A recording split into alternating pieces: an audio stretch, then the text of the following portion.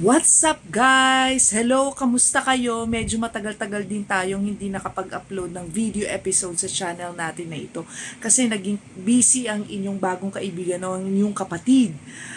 In the last month, in the past few weeks, nag-venture tayo into food business. So, nag-set up ako, nag-build kami ng aming mini restaurant sa labas lang ng aming subdivision.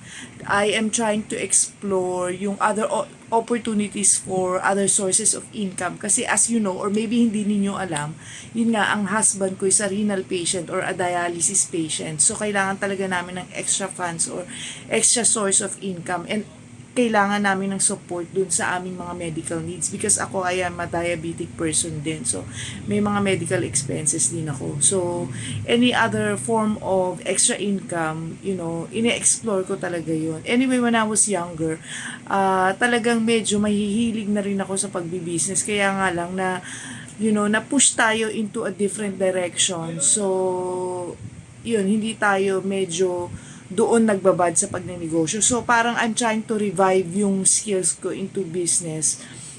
Kaya nag-try out kami. Kasi anyway, ang husband ko talaga, meron siyang skill sa pagluluto. Kahit naman siya ay dialysis patient, meron pa rin siyang konting energy na natitira. Kaya pa rin niyang mag-contribute doon sa sinet up namin. So, ang role niya, kasi ang husband ko noong pa man ay talagang morning person na siya, maaga siyang gumigising. Siya yung tumutulong sa opening ng mini restaurant. Kasama niya yung isang staff na hinire namin for the business.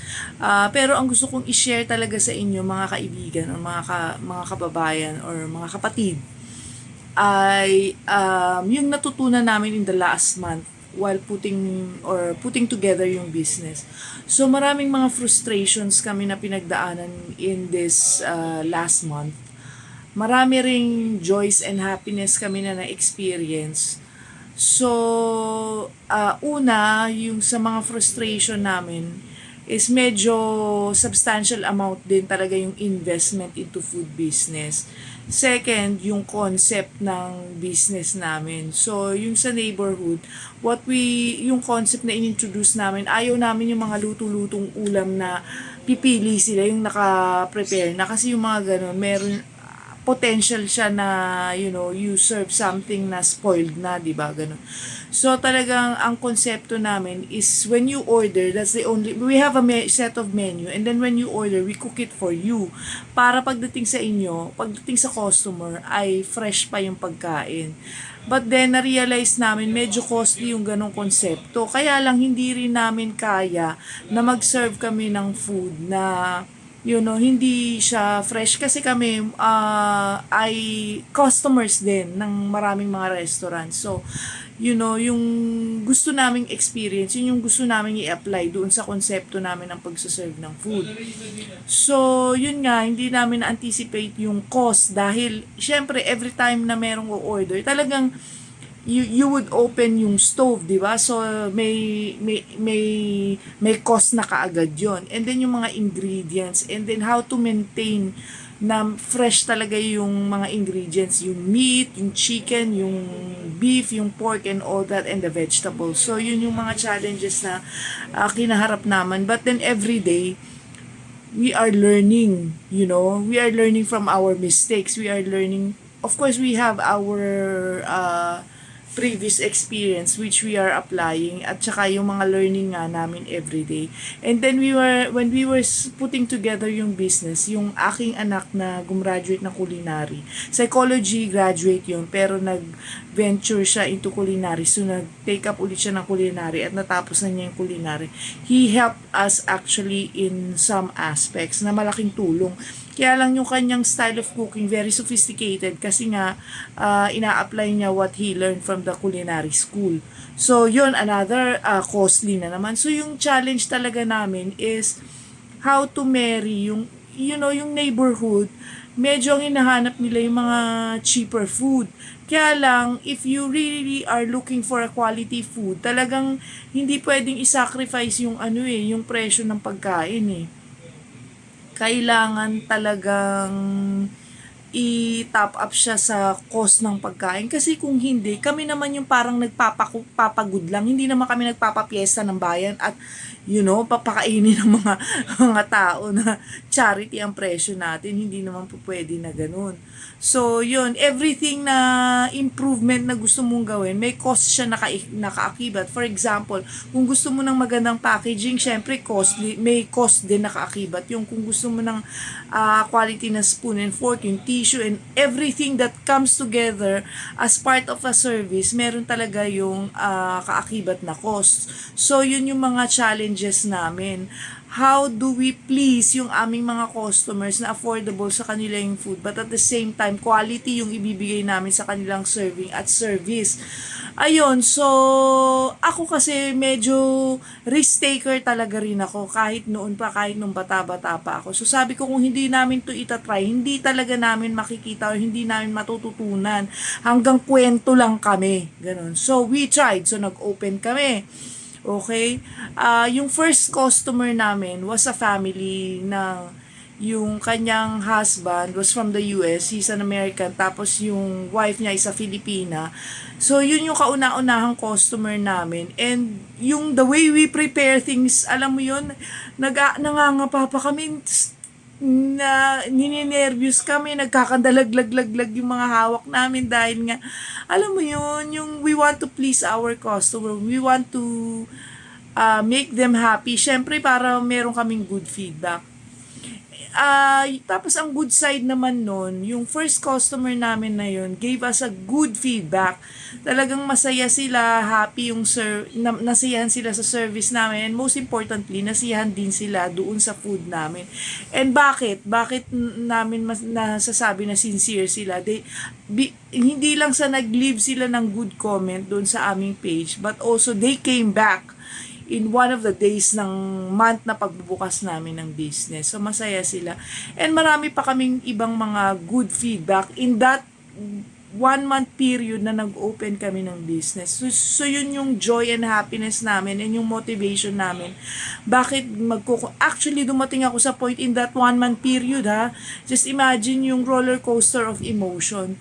Parang ayoko na, sabi ko sa husband ko, parang ayoko na kasi parang puro nag-shell out ako lagi ng pera. Naghahanap nga ako ng source of income. Bakit parang ganun, abunado ako palagi. Kasi alam mo yun, ang bilis maubos ng gas. Kasi nga, every food, nagkiklik kami ng stove dahil nga we wanted our food fresh na isiniserve namin sa mga customers. Pero ang joy talaga namin is coming from our customers. Alam mo yun, yung immediate gratification, yung masaya ka because they are happy doon sa service na naibigay mo sa kanila. They are happy about the food. So it gives us joy. Kaya lang, we are into business. Hindi lang naman yung syempre good feedback helps, pero syempre we wanted to earn din. That's one of the motivation din sana. So last week nagpipray ako, so sabi ko, Lord, kung talagang will mo na ipagpatuloy pa namin itong pinagagagawa namin sa buhay namin, sabi ko, bigyan mo naman po kami ng sign by sending us more orders, more customers pa. So, itong week na ito, alam mo si Lord talaga works in mysterious ways eh. So, itong week na ito, medyo dumadami yung aming mga customers at dumadami rin yung mga good feedback namin at marami din kaming deliveries. So, yun, parang napag-iisipan ko, ituloy na kaya namin. Tapos parating pa ang Christmas, ang December na nag-hope din ako. Kaya talagang risk talaga. It's a gamble din eh. Parang tumataya ka rin sa sugal na hoping na manalo ka. Mahit mo yung jackpot. Pero talagang we need a lot of prayers in this business kasi yung effort, pero meron ding joy kami na, yun nga yung sinasabi ko na nanggagaling sa mga customers namin, good feedback, and they come back. And then, may mga iba magtatambay lang dun sa sabi niya, quality yung food nyo, no? Kasi nga yung area, of course, na within the community lang kasi yung space na nakuha namin. So, yung iba, ine-expect nila yung food na bibili nila is like karinderya food. But actually, we don't serve karinderya food. Ang mga menu namin is actually international. So, meron kaming Thai food. We are serving pad krapao. Meron kaming Indonesian food, nasi goreng. Meron din kaming Singaporean food, Hainanese chicken, Hainanese chicken rice. So, yun, we try to, serve yung, diversify yung food na ino-offer namin. Pero yung isa talaga sa bestseller namin is yung aming tapa and yung aming chicken inasal. Pero yung nasi goreng namin, medyo lumalaban na rin sa market. Nung una, parang yung ibang mga sa community, hindi sila aware of what is nasi goreng or yung Hainanese chicken. Pero ngayon, medyo lumalaban na rin sa market. So guys, yun, na-share ko lang sa inyo yung ups and downs namin in the 1 month period na, we opened up our food business. So sana samahan ninyo kami sa pagpipray, and I'll share to you some of the video clips ng aming adventure sa aming food business. And siguro magbablog din ako ng some more about yung experience namin sa food business. So yun guys, maraming salamat sa inyo, and I hope you continue to engage in my channel. So enjoy yung video clip about our experience in the store. And by the way, I would like to shout out sa aming 2 staff, si Ate Tintin at saka si Lisa. They are very helpful to us. They are very precious to us, lalong-lalo na si Ate Tin, kasi all around siya. Alam niya na tinuro na namin sa kanya yung menu, and kahit iwanan na namin siya sa restaurant ay talagang kayang-kaya na niya. Siya ang gem namin sa food business namin. So yun guys, please pray for us. Thank you. Stay tuned in this channel para makita niyo yung aming mga video clips.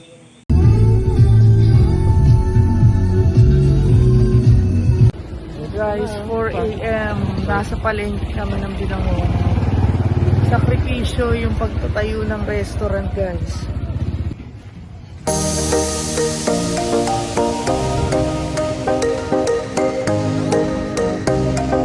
Hindi naman natin kailangan yun.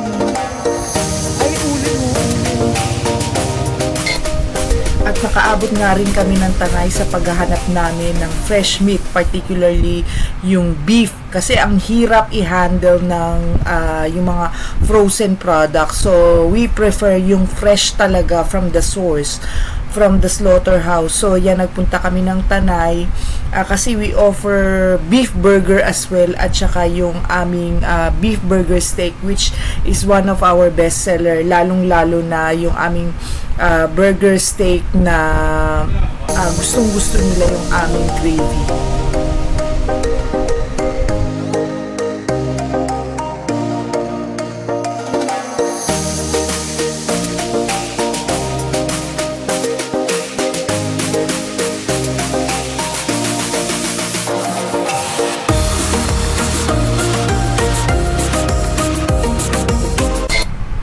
So ayan guys, yung dalawang anak ko, they're very helpful when we were starting to open yung restaurant. Nilinis nila yung paligid para maganda daw yung experience ng mga customers. So ayan, yun yung isa sa joy ko in starting this business. So ayan nga guys, of course bilang isang ina, masaya ako na nakikita ko na kaming pamilya ay nagtutulungan in this startup business. Yan nga pala ang pangalan ng aming mini restaurant, Papa Del's. Nakapangalan yan sa aming ama ng tahanan, sapagkat bata pa siya, yan ang pangarap niya, magkaroon ng isang food business. Kaya lang nung kami ay mga bata pa, wala kaming chance, wala kaming kakayanan upang mag-invest into a business. So, ayan, nagkaroon din kami ng food tasting nung kami ay nag-uumpisa pa lang. So, here are some clips din nung first few days namin in the resto.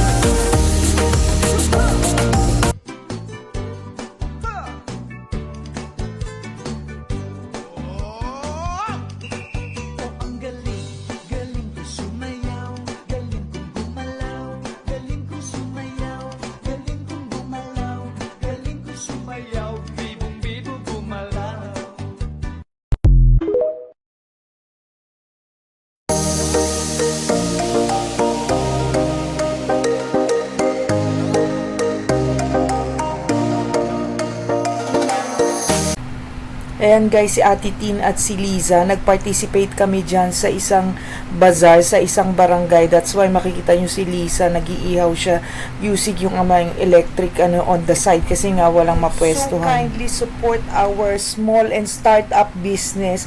Please do not hesitate to follow us on our Facebook page, Papa Dels, and leave your comment, like, follow us, and place your order and experience our flavor and our service. Thank you in advance, guys.